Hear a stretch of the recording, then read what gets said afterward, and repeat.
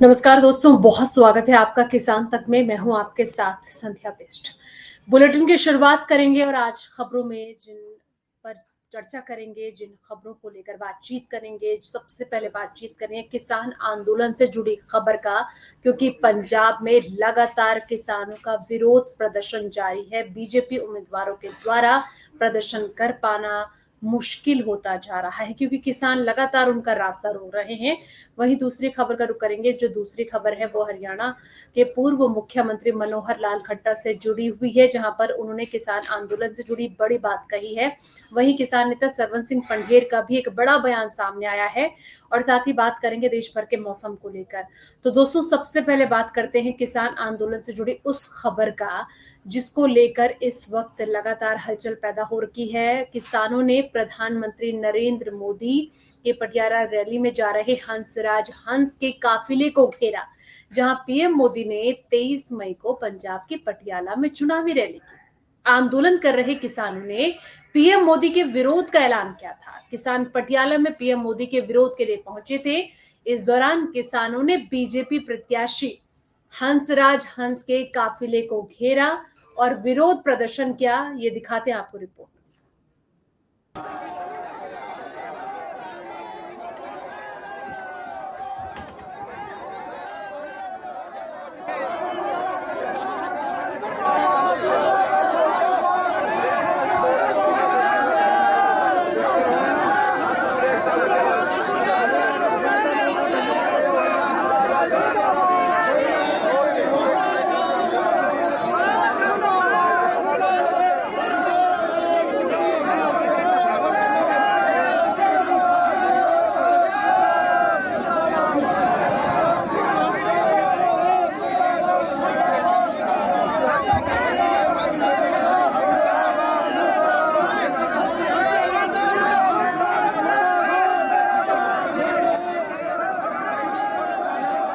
किसानों के द्वारा जो नारेबाजी की जा रही है, हंसराज हंस पर रास्ता रोका गया, काफिलों को रोका गया।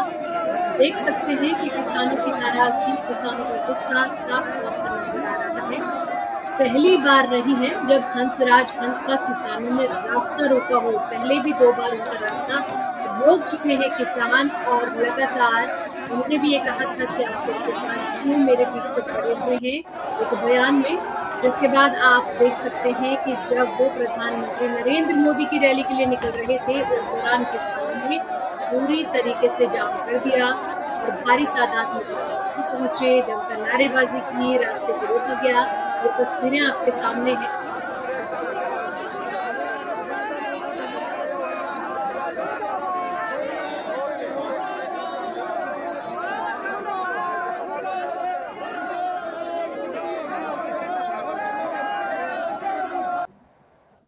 अगली खबर का रुख करते हैं। अगली खबर जो है वो मनोहर लाल खट्टर से जुड़ी हुई, जहां खट्टर का विरोध कर रहे किसानों को तगड़ा जवाब। हरियाणा में किसान बीजेपी का विरोध कर रहे हैं। किसानों के विरोध पर हरियाणा के पूर्व सीएम मनोहर लाल खट्टर का बड़ा बयान आया है। खट्टर ने कहा कि विरोध कर रहे लोग न सच्चे सिख हैं न किसान हैं। वो किसान सिख का ओढ़े हुए जो जिस तरीके से उन्होंने एक बड़ा बयान दिया है, सुनाते हैं आपको क्या कुछ कहना उनका। गाँव के अंदर जो विरोध की बात आती है, आखिर जब भी किसी मस्जिद में कोई बात होती है तो वो विरोध का स्वर उठाता है।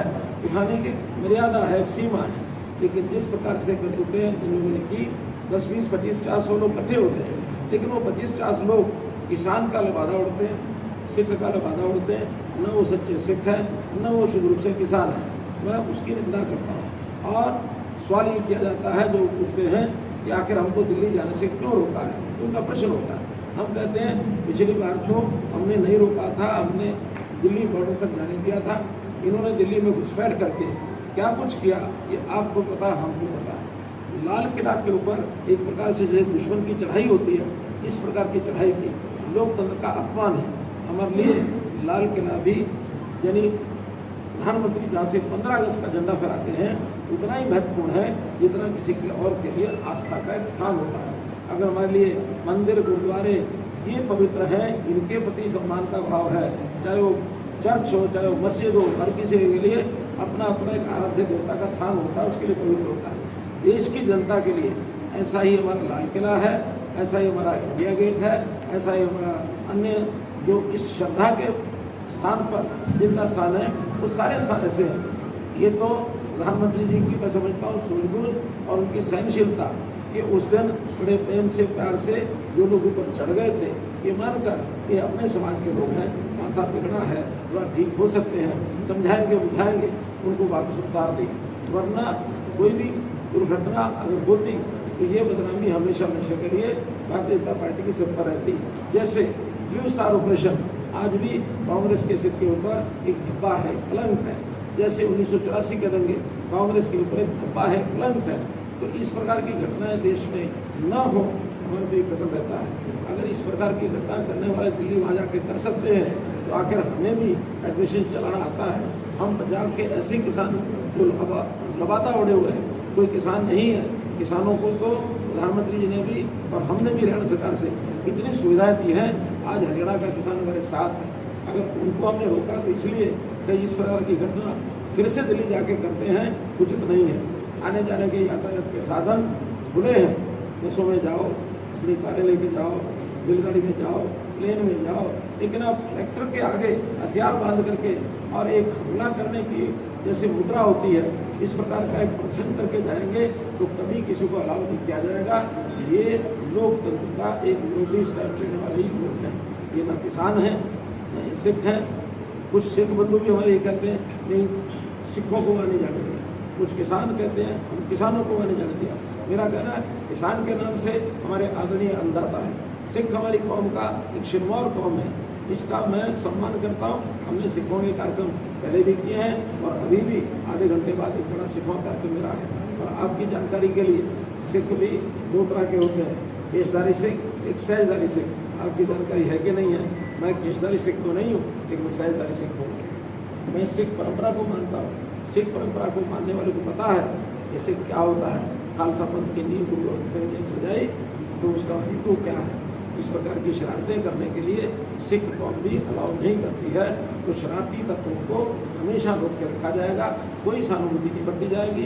ये चुनाव में अगर आकर के जनमत को अपने साथ लेकर के चुनाव लड़ें तो हमें उसमें कोई आपत्ति नहीं आना ही चाहिए। बल्कि आपको ध्यान में होगा, भले हमारे विरोध में काम कर रहे हैं आज चडोनी जी का ना पूरा सिंह चडोनी, लेकिन मैंने एक बात की प्रशंसा की थी। उन्होंने कहा था कि हाँ, किसानों को पार्टी बनाकर चुनाव लड़ना चाहिए, चुनाव में पार्लियामेंट में विधानसभा में जाकर के अपनी बात उठानी चाहिए। ये लोकतांत्रिक तरीका है, करना चाहिए। लेकिन अलोकतांत्रिक तरीकों का निषेध ये देश में कोई भी सरकार, कोई भी सिस्टम वो करेगा। तो सुना आपने कि किस तरीके से पूर्व सीएम मनोहर लाल खट्टर की नाराजगी साफ तौर पर नजर आई। अगली खबर का रुख कर लेते हैं। देश के प्रधानमंत्री नरेंद्र मोदी की गुरदासपुर फेरी से पहले मांझा किसान संघर्ष कमेटी की ओर से बबेहाली गुरदासपुर रोड पर एकत्र होकर विरोध प्रदर्शन किया गया। इस मौके पर भारी पुलिस बल द्वारा किसानों को रोका गया और किसानों ने वहीं धरना लगाकर बीजेपी का विरोध किया और कहा कि वह प्रधानमंत्री का विरोध करने के लिए मार्च करेंगे। अगर पुलिस ने उन्हें रोका तो वो धरना तक देंगे। सुनवाते हैं क्या कुछ कहना है किसान नेता सरवन सिंह पंढेर का। अपना दोवां फोरमां ने ऐलान किया सी भी पीएम जदों पंजाब आउणगे असीं वड्डे जथे बना के उन्हां दी रैली वाल नूं वधांगे तो उन्हां नूं सवाल जवाब करांगे। इसे तरह कल पटियाले सी गुरदासपुर च भी जाबोवाल इकट्ठे होए हैं तो थोड़ी देर बाद असीं पीएम की रैली वाल नूं सवाल जवाब करने वास्ते जावांगे। ये साडा प्रोग्राम है। ਜਿਹੜਾ ਇਹ ਕਿਹਾ ਜਾ ਰਿਹਾ ਕਿ ਤੁਹਾਡੇ ਲੋ ਜਿਹੜੇ ਰਸਤੇ ਬੰਦ ਕੀਤੇ ਗਏ ਨੇ ਜਾਂ ਉਹਨਾਂ ਦਾ ਵਿਰੋਧ ਪ੍ਰਦਰਸ਼ਨ ਕੀਤਾ ਜਾਵੇਗਾ, ਬੱਸਾਂ ਰੁਕੀਆਂ ਜਾਣਗੀਆਂ, ਕੋਈ ਇਦਾਂ ਦਾ ਕੀ? देखो साडा ना तो राह रोकण का कोई प्रोग्राम हैगा, ना असीं कहने पीएमओ साहब रैली ना कर, ना असीं ये ऐलान किया पीएमओ की रैली होण नहीं देनी। प्रशासन कोई पीएमओ के बिहेव से बंदा लै आउंदा साडे नाल सवाल जवाब कराउण दा असीं विरोध भी नहीं सी करना हैगा। ठीक है ना, साडा इहो जिहा कोई काम नहीं कि अज गुरदासपुर दे विच बाहरों आने वाले लोगों को तकलीफ हो रही है तो वो वास्ते पीएमओ साहब जिम्मेवार ने, असीं जिम्मेवार नहीं है। साडा कोई जाम नहीं है। ये मेन एजेंडा की है जी? देखो मिलना या विरोध करना या की है? नहीं, मेन एजेंडा सवाल का जवाब। सवाल तो असीं यही करना सी भी सानू दिल्ली जाके प्रदर्शन क्यों नहीं करन दिता, सानू हाईवे बना के सड़कों के उत्ते क्यों रोकया गया, वो संविधानक उहदा दर्जा की है।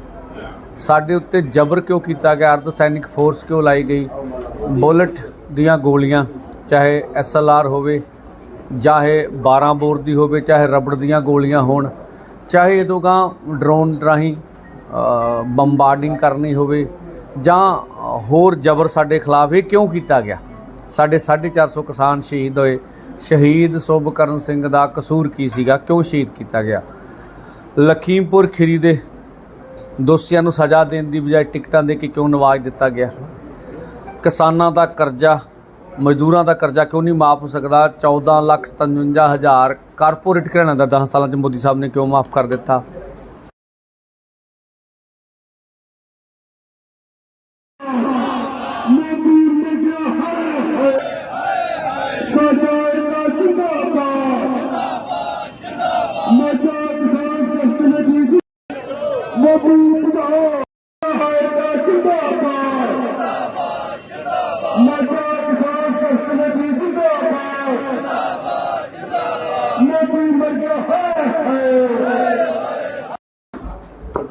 हाँ जी, की रणनीति तैयार की गई है। ਆ ਦੇਖੋ, ਆਪਣਾ ਦੋਵਾਂ ਫੋਰਮਾਂ ਨੇ ਐਲਾਨ ਕੀਤਾ ਸੀ ਵੀ PM ਜਦੋਂ ਪੰਜਾਬ ਆਉਣਗੇ ਅਸੀਂ ਵੱਡੇ ਜਥੇ ਬਣਾ ਕੇ ਉਹਨਾਂ ਦੀ ਰੈਲੀ ਵੱਲ ਨੂੰ ਵਧਾਂਗੇ ਤਾਂ ਉਹਨਾਂ ਨੂੰ ਸਵਾਲ ਜਵਾਬ ਕਰਾਂਗੇ। ਇਸੇ ਤਰ੍ਹਾਂ ਕੱਲ ਪਟਿਆਲੇ ਸੀ, ਗੁਰਦਾਸਪੁਰ 'ਚ ਵੀ ਜਾਬੋਵਾਲ ਇਕੱਠੇ ਹੋ ਤੇ ਥੋੜ੍ਹੀ ਦੇਰ ਬਾਅਦ ਅਸੀਂ PM ਦੀ ਰੈਲੀ ਵੱਲ ਨੂੰ ਸਵਾਲ ਜਵਾਬ ਕਰਨ ਵਾਸਤੇ ਜਾਵਾਂਗੇ। ਇਹ ਸਾਡਾ ਪ੍ਰੋਗਰਾਮ ਹੈਗਾ। ਜਿਹੜਾ ਇਹ ਕਿਹਾ ਜਾ ਰਿਹਾ ਕਿ ਤੁਹਾਡੇ ਲੋ ਜਿਹੜੇ ਰਸਤੇ ਬੰਦ ਕੀਤੇ ਗਏ ਨੇ ਜਾਂ ਉਹਨਾਂ ਦਾ ਵਿਰੋਧ ਪ੍ਰਦਰਸ਼ਨ ਕੀਤਾ ਜਾਵੇਗਾ, ਬੱਸਾਂ ਰੁਕੀਆਂ ਜਾਣਗੀਆਂ, ਕੋਈ ਇਦਾਂ ਦਾ ਕੀ? ਨਹੀਂ ਦੇਖੋ, ਸਾਡਾ ਨਾ ਤਾਂ ਰਾਹ ਰੋਕਣ ਦਾ ਕੋਈ ਪ੍ਰੋਗਰਾਮ ਹੈਗਾ, ਨਾ ਅਸੀਂ ਕਹਿੰਦੇ PMO ਸਾਹਿਬ ਰੈਲੀ ਨਾ ਕਰਨ, ਨਾ ਅਸੀਂ ਇਹ ਐਲਾਨ ਕੀਤਾ PMO ਦੀ ਰੈਲੀ ਹੋਣ ਨਹੀਂ ਦੇਣੀ। ਪ੍ਰਸ਼ਾਸਨ ਕੋਈ PMO ਦੇ ਬਿਹੇਵ 'ਤੇ ਬੰਦਾ ਲੈ ਆਉਂਦਾ, ਸਾਡੇ ਨਾਲ ਸਵਾਲ ਜਵਾਬ ਕਰਨ ਦਾ ਅਸੀਂ ਵਿਰੋਧ ਵੀ ਨਹੀਂ ਸੀ ਕਰਨਾ ਹੈਗਾ, ਠੀਕ ਹੈ ਨਾ। ਸਾਡਾ ਇਹੋ ਜਿਹਾ ਕੋਈ ਕੰਮ ਨਹੀਂ ਕਿ ਅੱਜ ਗੁਰਦਾਸਪੁਰ ਦੇ ਵਿੱਚ ਬਾਹਰੋਂ ਆਉਣ ਵਾਲੇ ਲੋਕਾਂ ਨੂੰ ਤਕਲੀਫ ਹੋ ਰਹੀ ਹੈ ਤਾਂ ਉਹਦੇ ਵਾਸਤੇ PMO ਸਾਹਿਬ ਜ਼ਿੰਮੇਵਾਰ ਨੇ, ਅਸੀਂ ਜ਼ਿੰਮੇਵਾਰ ਨਹੀਂ ਹੈਗਾ। ਸਾਡਾ ਕੋਈ ਜਾਮ ਨਹੀਂ ਹੈਗਾ। ਜੇ ਮੇਨ ਏਜੰਡਾ ਕੀ ਹੈ ਜੀ? ਸਿਰਫ ਦੇਖੋ, ਮਿਲਣਾ ਜਾਂ ਵਿਰੋਧ ਕਰਨਾ ਜਾਂ ਕੀ ਹੈ ਜੀ? ਨਹੀਂ, ਮੇਨ ਏਜੰਡਾ ਸਵਾਲ ਦਾ ਜਵਾਬ। ਸਵਾਲ ਤਾਂ ਅਸੀਂ ਇਹ ਕਰਨਾ ਸੀ ਵੀ ਸਾਨੂੰ ਦਿੱਲੀ ਜਾ ਕੇ ਪ੍ਰਦਰਸ਼ਨ ਕਿਉਂ ਨਹੀਂ ਕਰਨ ਦਿੱਤਾ, ਸਾਨੂੰ ਹਾਈਵੇ ਬਣਾ ਕੇ ਸੜਕਾਂ ਦੇ ਉੱਤੇ ਕਿਉਂ ਰੋਕਿਆ ਗਿਆ, ਉਹ ਸੰਵਿਧਾਨਕ ਉਹਦਾ ਦਰਜਾ ਕੀ ਹੈ। ਸਾਡੇ ਉੱਤੇ ਜ਼ਬਰ ਕਿਉਂ ਕੀਤਾ ਗਿਆ, ਅਰਧ ਸੈਨਿਕ ਫੋਰਸ ਕਿਉਂ ਲਾਈ ਗਈ, ਬੁਲਟ ਦੀਆਂ ਗੋਲੀਆਂ, ਚਾਹੇ SLR ਹੋਵੇ, ਚਾਹੇ 12 ਬੋਰ ਦੀ ਹੋਵੇ, ਚਾਹੇ ਰਬੜ ਦੀਆਂ ਗੋਲੀਆਂ ਹੋਣ, ਚਾਹੇ ਇਹ ਤੋਂ ਗਾਂਹ ਡਰੋਨ ਰਾਹੀਂ ਬੰਬਾਰਡਿੰਗ ਕਰਨੀ ਹੋਵੇ ਜਾਂ ਹੋਰ ਜ਼ਬਰ ਸਾਡੇ ਖਿਲਾਫ ਇਹ ਕਿਉਂ ਕੀਤਾ ਗਿਆ। ਸਾਡੇ 450 ਕਿਸਾਨ ਸ਼ਹੀਦ ਹੋਏ। ਸ਼ਹੀਦ ਸੁਭਕਰਨ ਸਿੰਘ ਦਾ ਕਸੂਰ ਕੀ ਸੀਗਾ, ਕਿਉਂ ਸ਼ਹੀਦ ਕੀਤਾ ਗਿਆ। ਲਖੀਮਪੁਰ ਖੀਰੀ ਦੇ ਦੋਸ਼ੀਆਂ ਨੂੰ ਸਜ਼ਾ ਦੇਣ ਦੀ ਬਜਾਏ ਟਿਕਟਾਂ ਦੇ ਕੇ ਕਿਉਂ ਨਵਾਜ ਦਿੱਤਾ ਗਿਆ। ਕਿਸਾਨਾਂ ਦਾ ਕਰਜ਼ਾ, ਮਜ਼ਦੂਰਾਂ ਦਾ ਕਰਜ਼ਾ ਕਿਉਂ ਨਹੀਂ ਮਾਫ ਹੋ ਸਕਦਾ। 14,57,000 ਕਾਰਪੋਰੇਟ ਘਰਾਣਿਆਂ ਦਾ 10 ਸਾਲਾਂ 'ਚ ਮੋਦੀ ਸਾਹਿਬ ਨੇ ਕਿਉਂ ਮਾਫ ਕਰ ਦਿੱਤਾ।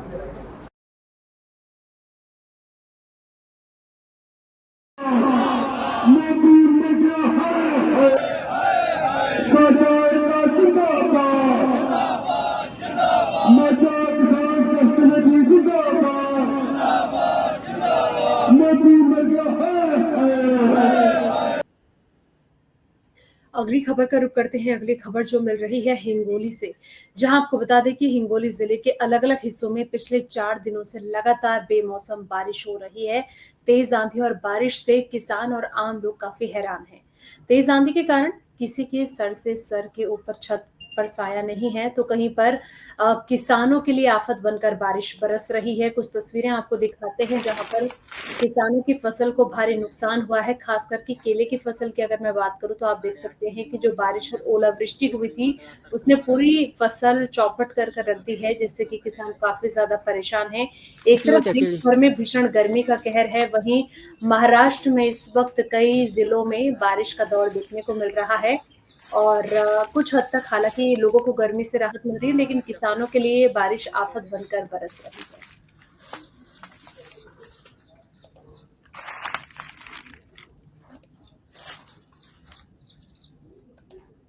खबरों में आगे बढ़ेंगे। अब बात करेंगे देश भर के मौसम को लेकर कि अभी क्या स्थिति बनी हुई है। तो बता दें कि मॉनसून को लेकर ये खबर, जहां मॉनसून आगमन से पहले ही पूर्वी भारत के कई राज्यों में जबरदस्त बारिश हो सकती है। आईएमडी का कहना है कि बंगाल की खाड़ी में भीषण चक्रवाती तूफान रेमल बन रहा है, जो रविवार तक बांग्लादेश और पश्चिम बंगाल के तटों से टकराएगा। इसके बाद तेजी से आंधी के साथ मूसलाधार बारिश हो सकती है। मौसम विभाग ने कहा कि बंगाल की खाड़ी में सीजन का पहला प्री मानसून चक्रवात है। खास बात यह है कि हिंद महासागर क्षेत्र में चक्रवातों के नामकरण की प्रणाली के अनुसार इसका नाम रेमल रखा गया है और ऐसे में ये कहा जा रहा है कि ये जल्द ही दस्तक देगा। चक्रवाती प्रणाली आज से मध्य बंगाल की खाड़ी के ऊपर एक दबाव में केंद्रित हो जाएगा, जो शनिवार की सुबह एक चक्रवाती तूफान में और तेज हो जाएगा। रविवार शाम तक एक गंभीर चक्रवाती तूफान के रूप में बांग्लादेश और निकटवर्ती पश्चिम बंगाल तट पर पहुंच जाएगा। आईएमडी के मुताबिक रविवार को चक्रवात के कारण 102 किलोमीटर प्रति घंटे की रफ्तार से हवा चलने की संभावना है। इस दौरान 26 से लेकर 27 मई को पश्चिम बंगाल, उत्तरी ओडिशा, मिजोरम, त्रिपुरा और दक्षिण मणिपुर के तटीय जिलों में बहुत भारी बारिश की चेतावनी जारी की गई है। केरल की बात करें तो यहाँ मूसलाधार बारिश से कई लोगों की जान भी चली गई है, जो और 2 दिन से यहाँ पर बारिश हो रही है और लोगों को काफी ज्यादा परेशानी भी उठानी पड़ रही है। तो कुल मिलाकर ये कहा जा रहा है कि 26 मई को अरुणाचल प्रदेश और साथ ही असम, मेघालय में भारी बारिश की भविष्यवाणी है। उड़ीसा, बिहार, पश्चिम बंगाल, झारखंड में 29 मई तक गरज के साथ हल्की मध्यम बारिश हो सकती है। तो कुल मिलाकर ये कहा जा सकता है कि भीषण गर्मी का जो प्रभाव है, भीषण गर्मी की चपेट में कई लोग हैं। ऐसे में राहत भरी खबर यह है कि अब प्री मानसून की दस्तक जल्द ही शुरुआत हो जाएगी उसकी, जिसको लेकर ये कहा जा रहा है कि जल्द ही पिछले आने वाले 3 से 4 दिनों में कई जगह पर बारिश हो सकती है। तो दोस्तों, फिलहाल इस बुलेटिन में इतना ही। बाकी तमाम खबरों के लिए आप देखते रहिए किसान तक।